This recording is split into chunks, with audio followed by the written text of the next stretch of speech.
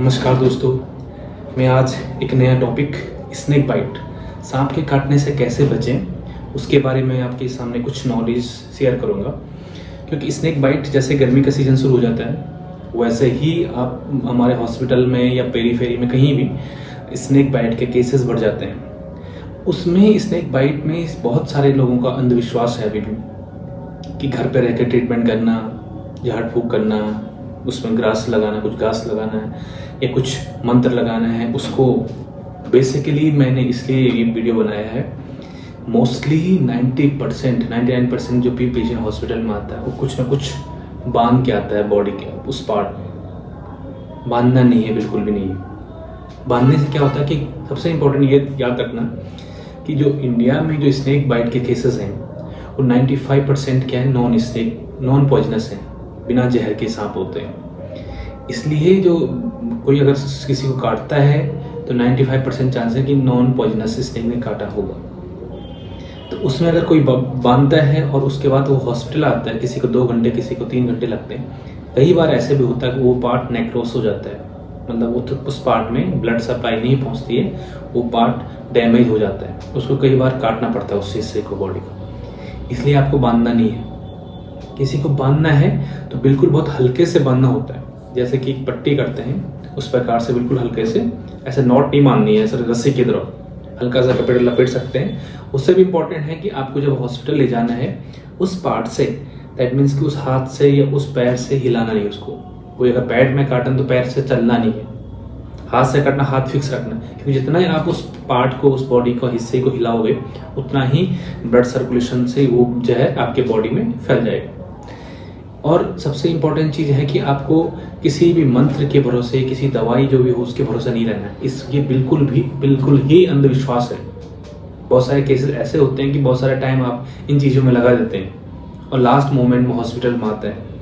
तो उस केसेस में खासकर जो न्यूरोटॉक्सिक स्नेक होते हैं, मतलब जो हमारे नर्वस सिस्टम को, हमारे नसों को नुकसान, ये डैमेज करता है, तो उस टाइप के जो स्नेक बाइट के केसेस वो बाद में आने पे कुछ भी नहीं कर सकते उसको।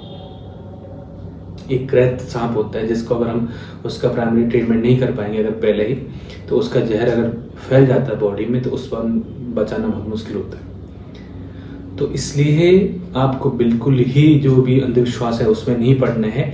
क्योंकि इसमें ये मान्यता होती है कि कोई भी अगर स्नेक बाइट का किसी भी अंधविश्वास के चक्कर में ठीक होता है तो ये याद रखिए वो 95% केसेस हैं जो कि नॉन पॉइजनस होते हैं, बिना जहर के स्नेक होते हैं, इसलिए वो बच जाते हैं। और स्नेक बाइट के केसेस अगर देखें तो प्रति वर्ष भारत में मतलब अराउंड 46 to 50,000 केसेस डेथ होते हैं इससे, स्नेक बाइट से। तो ये एक नेग्लेक्टेड जो बीमारी की लिस्ट में है, मतलब जिसको इग्नोर किया जाता है उसकी लिस्ट में WHO ने ही पहले ही डाल रखा है इसको। तो आप लोगों को कोई भी केस होता है गाँव में, तुरंत हॉस्पिटल आना है। क्या करना है, बहुत सावधानी ये है कि उस हिस्से को कम से कम हिलाना है, बांधना है, बिल्कुल हल्का बांधना, दैट मीन्स पट्टी की तरफ नहीं बांधना है, जिसको नहीं पता नहीं बांधना। फिर उस हिस्से को नहीं हिलाना, हाथ पे काटते नहीं हिलाना है, पैर पे काटते नहीं हिलाना है। कोई काटता है उस पर लगाता है उससे के उस पर चीरा लगाता है, वो भी नहीं करना है। और तुरंत हॉस्पिटल ले जाना है सिम्टम के बेस पे, जैसा सिम्टम होता है। अगर 90% मैंने कहा कि सिम्टम नहीं होते पॉइजन के तो आपको उसको हम सिम्टोमेटिक ऑब्जर्वेशन में रखते हैं पेशेंट को। अगर सिम्टम आते हैं देन हम उसको एंटी स्नेक वेनम, जो कि उसकी स्नेक का टीका होता है, वो लगाते हैं। और अगर नहीं डेवलप किया तो हम ऑब्जर्वेशन में रख के उसको 24 आवर में डिस्चार्ज कर देते हैं। सबसे इम्पोर्टेंट है कि हम स्नेक को फिर पहचानेंगे कैसे। जो स्नेक को पहचाने, जब भी कोई काटता है स्नेक तो उसको हमें फोटो ले लेना उसकी। कभी कभी कोई गलती करता है उसको पकड़ने की, कई बार हमारे पास ऐसे पेशेंट आए, कोई पकड़ रहे थे या कोई उसको मार रहे थे, दोबारा काटने आया, तो उस केसेस में भी आए हैं। तो वो चीज़ नहीं करना, किसी ने अगर आया है, काट दिया है, तो उसको पकड़ने के चक्कर में और कोई इसको नुकसान पहुंचाता है, वो चीज़ नहीं करनी है आपको। तो केवल फोटो ले सकते हैं या फिर कोई बता सकता है कि ऐसा स्नेक था। क्योंकि स्नेक का अगर हम डॉक्टर को अगर जानकारी दे दें कि बिल्कुल ब्लैक सांप था, उस पर वाइट लाइनें थी, वाइट लाइन पड़ी थी, तो मोस्टली हमारा जो क्रेत जो स्नेक होता है उसकी तरफ हम सजेस्ट कर सकते हैं कि वो स्नेक था। उसके बाद कुछ सिम्टम होते क्रेट बाइट के, वो आगे बताऊंगा किस प्रकार से उसके पर्टिकुलर सिम्टम होते क्रेट के। क्रेट का जो होता है बहुत डेंजरस स्नेक है, ये न्यूरोटॉक्सिक होता है। न्यूरोटॉक्सिक मतलब नसों को नुकसान पहुंचाता है, और उसका जो पेन, उसका जो काटने के बाद दर्द नहीं होता, कोई निशान नहीं होता है, कोई दर्द नहीं होता है, लेकिन सिम्टम अलग होते हैं। जैसे कि पेशेंट को बहुत सारा पेट में दर्द होता है, कभी कभी जब खासकर जो रात में खुले में आजकल गर्मी में बाहर सोते हैं और क्रैक ने अगर किसी को काट दिया तो उसका कोई दर्द भी नहीं होता है। कभी कभार पेशेंट बाद में आता है या किसी को हल्का सा लग गया, कोई सांप ने काटा या सांप उसके उधर से गुजरा है, तो दम पेशेंट आता है हमारे पास। सबसे पहले सिम्टम डॉक्टर के लिए भी है कि कैसे देखना उसको। पेशेंट जनरली इसको पेन एब्डोमेन होता है, पेट में दर्द होता है, उल्टी होती है, कभी कभार किसी को पता नहीं चलता तो गैस्ट्राइटिस लेके प्रेजेंट करता है पेशेंट। देन अगर हमें सिम्टम देखते हैं न्यूरोलॉजिकल सिम्टम उसको, तो पेशेंट को हम उसको देखने को ऊपर देखने को बोलेंगे, तो पेशेंट अपना उसको ऊपर नहीं देख पाता है, जिसको उसका जो आई ड्रॉप हो जाती है, आंख बंद करने लगता है। दैट मीन्स हम ये भी सोचते हैं कि पेशेंट सो रहा है बार बार। ये फर्स्ट सिम्टम है पेशेंट का, ड्रूपिंग ऑफ आईलिड्स। उसके बाद और न्यूरोलॉजिकल सिम्टम, पेशेंट सांस लेने में दिक्कत होती है, उसका गला लगता है कि चोक हो रहा है, बंद हो रहा है, और कुछ निकलने में, पानी निकलने में उससे दिक्कत होती है, धीरे धीरे उसे सांस लेने में दिक्कत होती है। उस केसेस में हमें उसे तुरंत ही एडमिट करके, इवन उसको उसमें कभी कभी हमें उसको इंट्यूबेट करके आईसीयू में भर्ती करना पड़ता है तुरंत ही।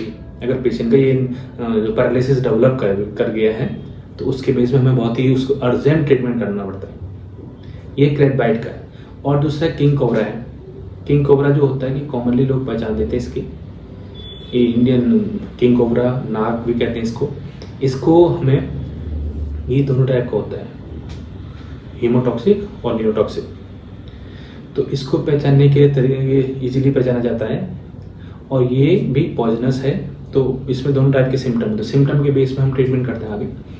सेकंड एक और सांप है जैसे कि वाइपर, रशियन वाइपर। ये बहुत जहरीला सांप होता है, हीमोटॉक्सिक सांप होता है, मतलब ब्लड सेल का लाइसिस करता है, ब्लड सेल को तोड़ता है।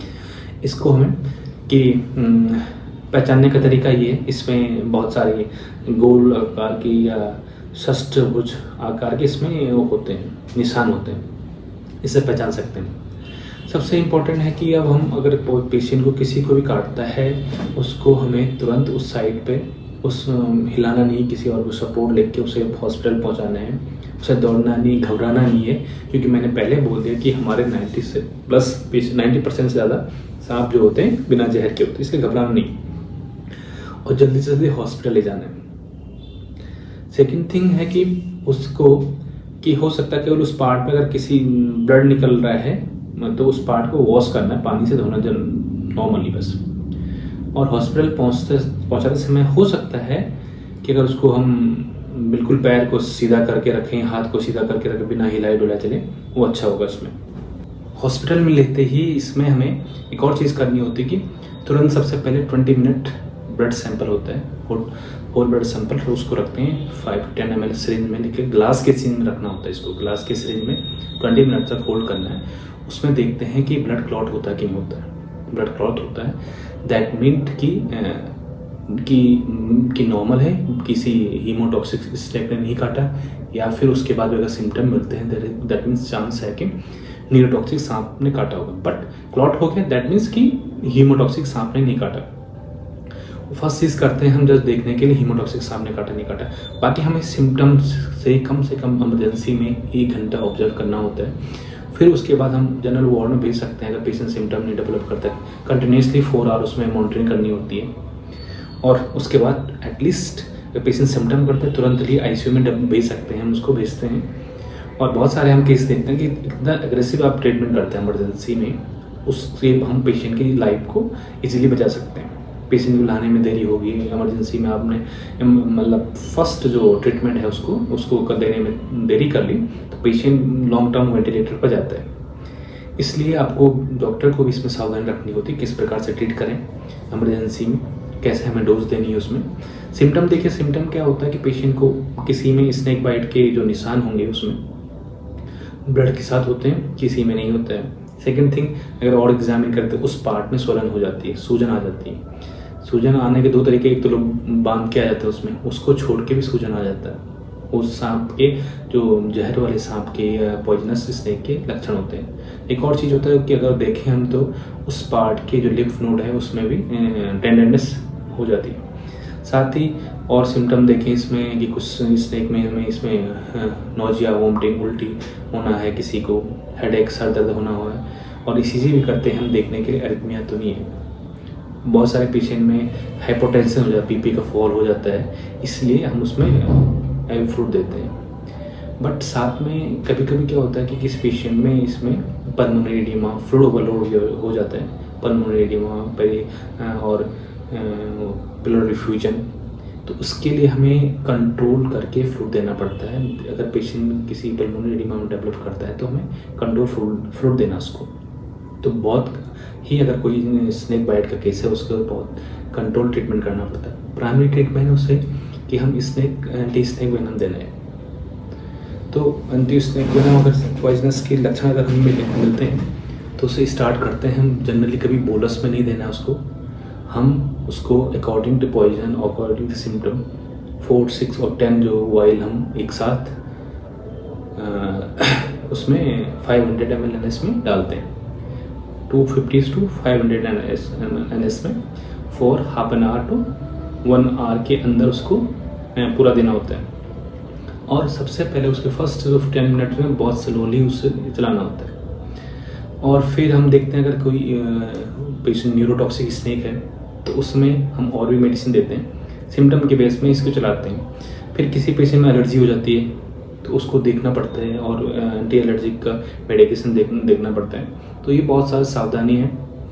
मेरा लास्ट में इसमें मैसेज यही है कि आपको बेसिकली पेशेंट पार्टी को, पेशेंट के जो साथ हैं उनको ध्यान देना है कि पेशेंट को तुरंत हॉस्पिटलाइज करना है, उसको हिलाना डुलाना नहीं है, कोई भी अंधविश्वास में नहीं आना है, और उसका जो हॉस्पिटल में है डॉक्टर को भी प्राइमरी ट्रीटमेंट जल्दी करना। पेशेंट को सिम्टम देखना है, सिम्टम है देना है उसको एंटीबायोटिक, वो एंटी स्नेक वेनम देना है, नहीं है तो नहीं देना है उसको, बट परंतु उसको क्लोज ऑब्जर्वेशन में रखना, सिम्टम क्या क्या है वो पता होना चाहिए। कभी भी एक साइड उसको एकदम बोलस एंटी स्नेक वेनम नहीं देना है, उसको इन्फ्यूजन में देना होता है, डाइल्यूट करके देना होता है। और सबसे इम्पॉर्टेंट चीज़ है कि उसको तुरंत ही डिस्चार्ज नहीं करना होता, 1 घंटे में, 4 घंटे में, उसे कम से कम 24 आवर के लिए आपको हॉस्पिटल में भर्ती करना होता है। धन्यवाद।